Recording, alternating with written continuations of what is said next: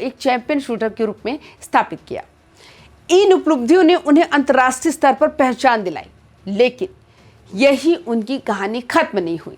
2020 में उन्होंने राजनीति में कदम रखा। बीजेपी ने उन्हें टिकट दिया और जमुई से चुनाव लड़ाया। जनता ने उन पर भरोसा जताया और उन्हें शानदार जीत दिलाई।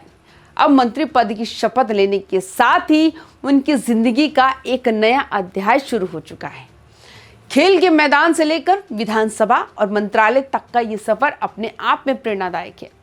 मंत्री बनने के बाद श्रेयसी सिंह का फोकस साफ है, खेल और तकनीक के जरिए बिहार के युवाओं को आगे बढ़ाना।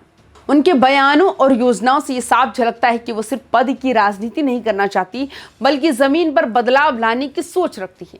उनकी साफ सुथरी छवि, खेल में मिली सफलता और मजबूत आर्थिक पृष्ठभूमि उन्हें बिहार के भविष्य के बड़े नेताओं में शामिल करती है।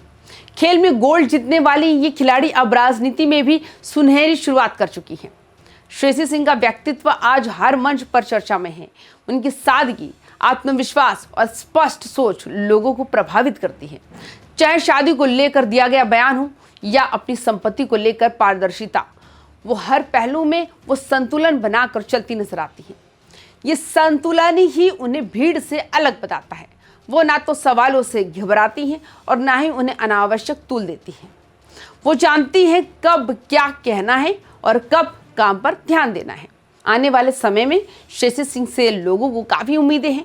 बिहार की युवा उन्हें एक रोल मॉडल के रूप में देख रहा है। एक ऐसी महिला जिसने खेल में देश का नाम रोशन किया और अब राजनीति में भी जिम्मेदारी संभाल रही है।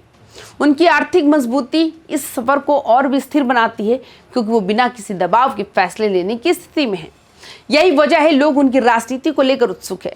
तो ये थी बिहार की गोल्डन गर्ल श्रेयसी सिंह की पूरी कहानी। शादी के सवाल से लेकर मंत्री बनने तक, संपत्ति से लेकर खेल की उपलब्धियों तक, हर पहलू अपने आप में दिलचस्प है। अब बारी आपकी है। श्रेयसी सिंह को लेकर आपके मन में कोई सवाल है, कोई राय है या कोई उम्मीद है तो कमेंट बॉक्स में आप अपनी राय ज़रूर दें। अपनी राय ज़रूर साझा कीजिए, क्योंकि आपकी आवाज़ ही इस चर्चा को आगे बढ़ाती है। बाकी तमाम खबरों के लिए YBN बिहार झारखंड को सब्सक्राइब भी जरूर करें। नमस्कार।